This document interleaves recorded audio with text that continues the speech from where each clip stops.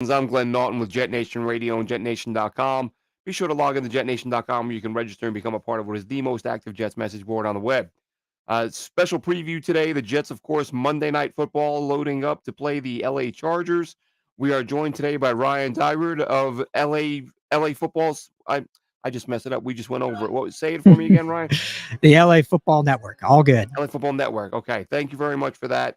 And I went on your site earlier. You cover all college, pro, everybody. I see Nakua's on your front page right now, so you're sort of all over the place covering every team. So pretty busy guy. It's a little bit of draft talk going on with one of your players out there for USC.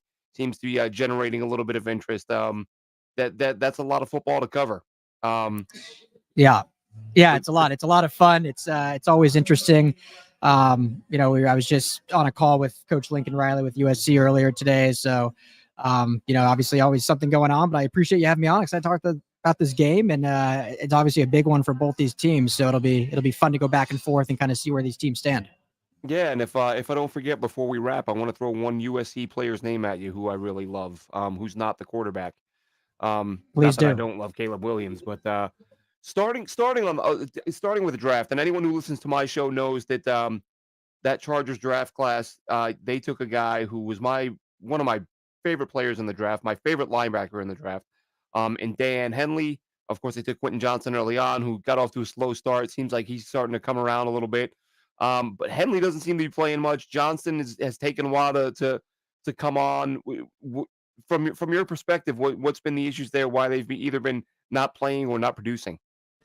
Yeah, I definitely don't think it's a player issue or a personal issue for either of those guys. The Chargers did a good job in the offseason of really solidifying all starting positions through free agency or through previous drafts.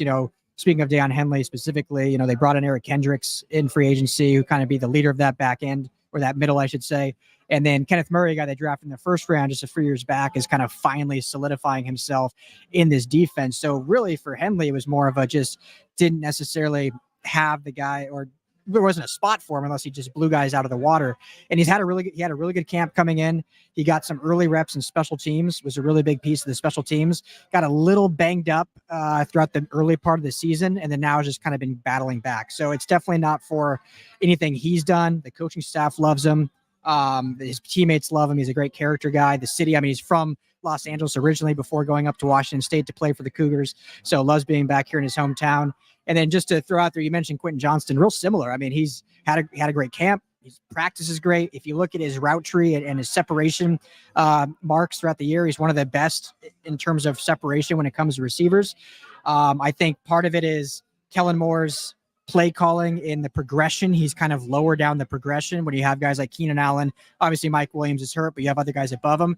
And then Herbert maybe just hasn't totally built up that rapport with him yet. And so, when you got a guy like Keenan Allen and you see the numbers that he gets, getting 15 targets, 18 targets, there's only one ball that can go around. So it's not for a lack of those guys performing well in practice, playing well, organization being high on them. It's more of just the guys in front of them, or just maybe taking some time to get, legit playing time because of being rookies. Yeah, I've watched a couple of Chargers games. I watched the Cowboys game, and I watched, of course, Monday night the other day. And they do sometimes you do have that happen where you take a guy who's got a lot of talent, but they're just sort of stuck behind superstars ahead of them, and they're not getting the reps they you would expect them to get when they're taken. And I know that it seems that Johnson, he was sort of a polarizing prospect. There were those who had him as wide receiver one, and there were those who said, no, he's too stiff, he's got issues with his game, and some people thought he was overrated. So he was a guy that you kind of really interested in seeing how his career unfolds. And from if you just look at the box score, which is never a good idea, you go, oh well, things aren't working out with this guy. They took him early on, he's not really doing anything. But as you know, if you watch this game long enough, there's a lot of times there's other reasons behind it. So that's why I kind of want to get your thoughts there, because those are two guys, as much as I saw them in college and with them on the Jets schedule, I really thought they'd be sort of prominent players um, this upcoming week. The Chargers, of course, scoring points as they always do. It seems like, if I think back as far as I can to when I started watching in the late 80s, you feel like just overwhelming majority of the time the Chargers are a formidable offense. And they've had some years. Of course, they had the Super Bowl year against the the Niners, but another team that you look at them on paper and you expect them to be a dominant team. And so, they have their years, 10, 12 wins and stuff like that. But even this year, a couple of tough losses early on has them sort of hovering around 500. But to me, they're a better team than their record indicates. But what are your thoughts just overall, sort of the overall view of the roster? Like how good is this team and how far away are they from being a team that can dominate and lock themselves into a playoff spot? Yeah, it's such a polarizing question because I think I've been on a few shows throughout the season, and it seems like nationally that's kind of the thought process that this team, has really tough schedule. They did have a brutal to start the year, and they've battled. They've been in every game. It's not like they've really been blown out or anything like that. Just couldn't win it down the crunch in some of those games, specifically against the Cowboys and whatnot, and even the Chiefs. You could look at it a little bit.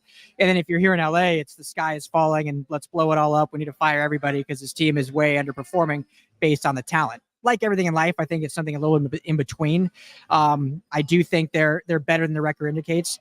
I do think they're underperforming a little bit. There's definitely enough talent in this roster where some of those games were very, very winnable games that they probably should have come and won with the win. There's a number of things you can look at, whether it's Justin Herbert in crunch time, whether it's the defense and the continuity that the defense has and the amount of points they give up in first half and have to come back from. If it's play calling from Kellen Moore and whether the offense has really taken that next step forward after having Joe Lombardi as the offensive coordinator last year. So, there's so many factors I think that have gone into this season. It feels like they're finally starting to kind of turn that corner. I know it's only been 1 week with the win against Chicago, and, that's a pretty easy get right game for a lot of teams, but it was kind of the first time where we've seen all three phases complement each other. And that's been the biggest issue with this team. And we can look specifically at the Chiefs game where the offense was humming in that first half to the tune of 250 plus yards, 17 points, everything was working right. But the defense was absolutely putrid, giving up over 300 yards and 24 points to the Chiefs. Well, then you go to the second half, the offense doesn't score a single point in the second half, and the defense all of a sudden clamps down and gives up no points until late in the fourth quarter when it's kind of the game is over. So last week, finally against the Bears, we saw them play complementary football and going up against a Jets team that obviously is very formidable on defense, but, has their struggles on offense. It's an opportunity for this Chargers team to kind of put it all together and stack back-to-back weeks, which is what they need to do if they want to prove they're an actual playoff contending team. And now you mentioned the Jets defense, which obviously, in my mind anyway, and myself and my co-hosts on our show, we've been saying since last year, the thing that drives that Jets defense is having Quinnen Williams up front because he takes so much pressure off the other guys because he's seeing those double and triple teams and those Jets corners. They lock down and give the guys up front the time they need, and they're able to get home and put up numbers. If you're the Chargers and you look at this Jets defense, and Quincy Williams just named Defensive Player of the Month for the AFC. CJ Mosley, I think, he is playing his best football since coming to the Jets. He looks like the guy they got, they thought they were getting several years ago. So the Jets are doing a lot of things right on defense right now. If you're the Chargers and you're looking at the weapons you have at your disposal, everybody knows, of course, about Austin Eckler out of that backfield and obviously have a quarterback who can make every throw in the book. How do you go after this Jets defense if you're the Chargers?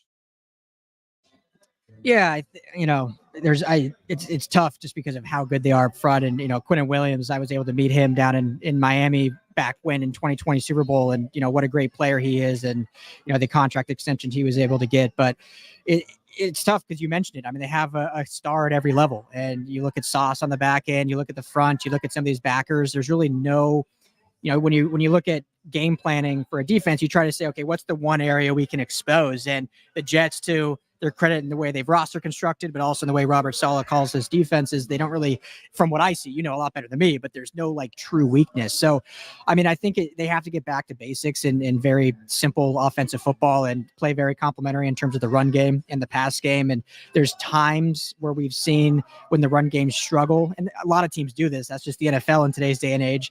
They go away from the run immediately, right? And you all of a sudden see the quarterback dropping back 45 plus times a game. And with the pass rush, the Jets can get, that's not a recipe for success for this team. So got to be able to get Austin Eckler going. Joshua Kelly is more of kind of the ground and pound back, a little bigger body than Eckler is, so able to get him more involved that we haven't seen a ton over the last couple weeks. And then we mentioned at the top of the show is, how Quentin Johnson gets involved. Keenan Allen, we know how good Keenan Allen is. We know how good he can be, but if he's going to be keyed in on by some of these top flight defenders on the secondary, Quentin Johnson's, your potential third option if Josh Palmer is able to go coming back from injury. And so he'll be going up against maybe a lesser unit. And how can they get involved, whether it's in the screen game, whether it's, short intermediate stuff. What made him so good at TCU was a lot of the yards after catch and getting him the ball in his hands and letting him do things with his legs, which the Chargers haven't done a whole lot of. So I think, it's probably a cop-out answer for you, but play complementary football and offense and see if they can get Quentin Johnson involved in the short game and let him do things with his legs.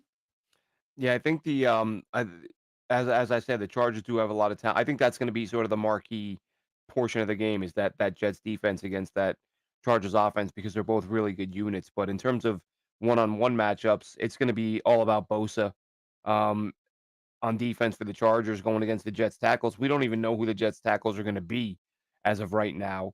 And you have Mekhi Becton, who started the year on the right side, moved to the left side, has been playing better. But if we're being honest, and Becton said it himself on Twitter after the game, had a really hard time against Kayvon Thibodeau. And let's not, I mean, Kayvon Thibodeau is playing really good football right now, but he's still not in Bosa's class. And he may be flipping back to the right side, Becton that is, with Dwayne Brown potentially coming back for his first action of the year or since going out several weeks ago. Um, the Jets are going to have a hard time here. So my assumption, and I may be wrong, is that we'll see more 2 and 3 tight end sets and a lot of ground and pound from the Jets to try to sort of, back that pass rush off or slow that pass rush down. Talk to me about the Chargers defense against the run because I mean, they've given up some points this year. As you said, they haven't played great complementary football. They have some weeks they're giving up 400 yards and 30 points, and then they'll play much better the following week and then have another game where they give up 350, 400. So that they're having days where they're giving up a ton of yards. And I think the Jets, if they're going to have any success, it's going to have to be with that ground game. So talk to me about that Chargers run defense. Yeah, this is, I think, the matchup that, for now at least, it bodes better for the Chargers. When Staley was first hired and came in, the run defense was, I think, last in the league for his first season and probably even half of last year. It improved down the stretch last year. But the secondary played, I think, quite a bit better. This year has been kind of the opposite. They've had a lot of struggles against the pass. Their corners have been very, very inconsistent. Even Derwin James has had some games where he hasn't played like a top flight safety. And I think the rush defense is actually, overall, there's obviously been issues with everything on defense, but overall the rush defense and the against the run has been substantially better. Still not a top unit, but it's been better. So considering that's what the Jets are going to want to do, I think when you look at this linebacking core, when you look at this front seven and they're getting healthier and getting some guys back, and obviously you mentioned the pass rush of Joey Bosa, Khalil Mack, second round pick out of USC, Tuli Tuipulotu has been honestly probably the best defensive player on this unit in terms of just week in and week out. And so when you're able to pair him in with already the top flight talent they have, it's a unit that should be playing really, really well. It's shocking every week why they're not. And I think they're on the uptick, but we'll see what they do against a team that is basically going to tell you, we want to run the football, and hat for hat, can you stop us? And so will the Chargers be able to? They have the bodies and the talent to, and they have the scheme, I think, is in their favor in terms of being put in the right position. Now, obviously, everyone that knows this too high kind of Staley defense, or I guess you call it the Vic Fangio defense to start, it does predicate lighter boxes. So, I mean, you would think kind of bode well for the Jets, especially if they're running higher tight end sets. But I think this Chargers unit that has a lot of strong players in that front seven where their weaknesses is more on the back end, they can hopefully counter it. So we'll see. It'll be a fun chess match to kind of see what each coach is able to do. And if Hackett kind of does something different on offense as opposed to what this light box, gives him. Yeah, Tui Pelotu is a guy I was going to ask you about next because I felt like in early on, like camp and the first couple weeks of the year, I felt like we were hearing his name a lot. And I didn't know if it was just me. I felt like it hadn't really been, and a lot of times it is like early in the year when a rookie's playing well, people get on that hype train and then they get kind of, it's not, even after a few weeks, it's not new anymore. And you don't hear as much about it, but you see he's still playing. He was a really good player in college, which of course you would have covered him there. So that was a big get for the Chargers. But really, that brings me to like I said, I didn't want to forget to touch on this before we go. USC. I know we're here to talk Jets Chargers, but there was a guy I watched last year against USC who was absolutely phenomenal, and I said this is a player to watch next year. And then they went out and got him in Dorian Singer, wide receiver from Arizona, and I expected big things from him, but really USC has 2 dozen receivers. So it's like, as you said earlier with the Chargers, only so many footballs to go around. So I know Singer scored a touchdown. I think he scored their first touchdown of the year, if I'm not mistaken. And I thought, oh great, here we go. This guy's gonna have a monster year. And he's sort of comes and goes, but is this just another case of just a really good player in a very good group? So he's not putting up those big numbers because to me, that guy, his hands are unbelievable. Some of the catches he made at Arizona were just, I mean, highlight reel catch after highlight reel catch. And he created some buzz early on with USC. Is he a guy that you think is gonna put up big numbers, or is he just gonna keep doing what he does, come and go, but make plays when they need him, and kind of? I think he's gonna be a solid pro. Yeah, it's a great question. It's so interesting because once Jordan Addison left for the draft and then they were able to get Dorian Singh in the transfer portal, I was like, okay, great. Here's your obviously very different players, but Right. here's your wide receiver one who's taken back over. And for whatever reason, it just hasn't totally translated. And part of that, to your point, is the depth they have. But the problem with the SC offense this year, without going too deep into it, but they don't have that true wide receiver one. And you have depth, but is it better? Like you're deeper this year, but are you better this year? And last year it was very clear. Jordan Addison, obviously everyone's seeing what he's doing in Minnesota, just how good he was, how Yeah. he was able to in crunch time take over a game, or was Caleb's outlet when they really needed it. And this year, the Trojans offense just doesn't really have that. Brennan Rice has flashed some good stuff. They've seen some other stuff from their good receivers, but you expected Dorian Singer to be that. Now he's still a supreme talent. He's still going to be a very good prospect and an NFL player when he decides to go, whether it's this year or if he does come back for one more season. But yeah, it's one of the big mysteries in covering SC out here is why hasn't Singer really taken stranglehold of that wide receiver one? And I don't think it's talent. I don't think it's work ethic. I don't think it's chemistry necessarily. It's no negatives. It just Right. hasn't fully translated. But I mean, he still will be a very good NFL player when he decides to go. Yeah, phenomenal talent. So before I let you go, let's get a prediction. What do you think? How do you think this unfolds? I'm assuming we're thinking a low scoring game. We kind of, we did our show last night with the three of us, and all three of us predicted a low scoring game. I can't see either team putting up a ton of points. What are your thoughts here? Yeah, I agree. Low scoring game. It's one of those that could go. The Chargers are such a funny team because I feel like they can beat anyone in the NFL, and I feel like they can lose to absolutely anyone in the NFL. And the Jets are obviously a very good team. We didn't even talk about Aaron Rodgers. I'm sure you guys have talked about it ad nauseum, but had you guys had that, you guys would be a Super Bowl favorite probably, but still with the winning record and still a contender because of that defense and what Coach Saul has done. So it's going to be a tough battle. I think when it comes down to it, I mean, you just got to look at the QBs, right? Justin Herbert versus Zach Wilson, and I'll always lean Justin Herbert. So it'll be close. I agree, low scoring. I'll go. I don't know if this is considered low scoring or not. I don't even know what the over-under is, but I'll go 20-16. Chargers eke out a 4-point win.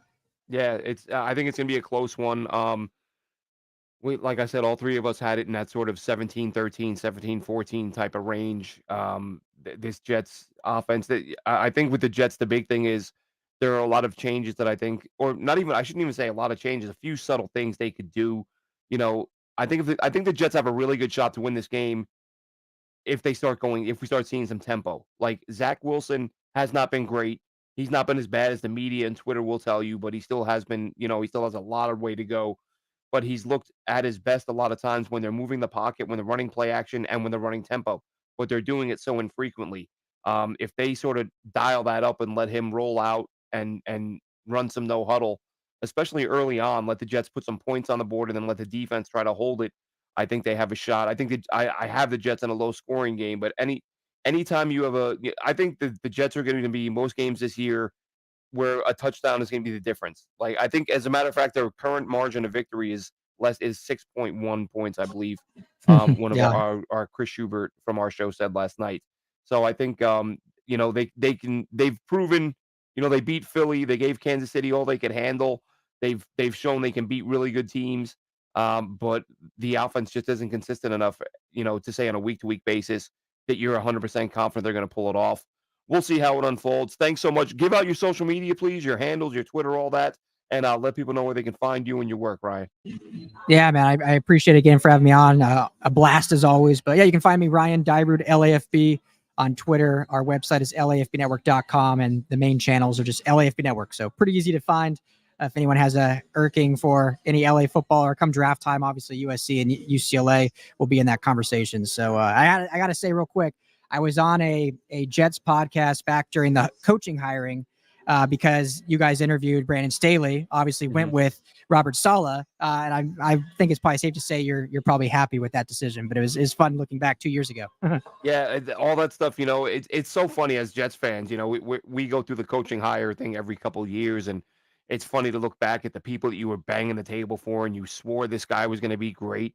And then the last time the Jets went through it, I guess I would have been 1 for 2. My top two guys were Matt Rule, who was obviously a bust, and I wanted Todd Monken, who went on to Mhm. beat Alabama as a coordinator, and now he's doing great things with.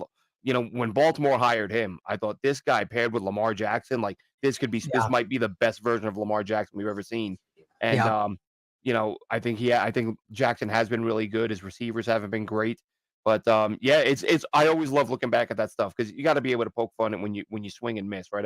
Everyone loves patting themselves on the back when they're right, but with some of the stuff that you say that comes out being absurd years later, can be a good time. But maybe we'll have you on come draft time because, as I said, USC's got some prospects, and I'll be looking for. I watch them. I watch quite a lot of them to get a look at Dorian Singer and Caleb Williams is an interesting guy. Like, I mean, sort of across the board QB1, but last couple weeks haven't been his best games, and there are some people, and sometimes it's to stir up clicks and all that, but there are some saying that Drake May might be ahead of him on some boards. And listen, who the hell knows, right? We're not in those war rooms, but anyone who gets either one of those guys should be absolutely thrilled. But yeah. we'll wrap this one up. Really though, we'll reach out to you come draft time, talk about some USC players, get you on again, Ryan. Thanks for coming on for this one. And enjoy the game this week. And I hope your prediction's slightly off and the Jets pull it out. But we'll see. Chargers very talented team. All right. So take care, Ryan. Take care. Thanks so much. Thank you very Appreciate it. much.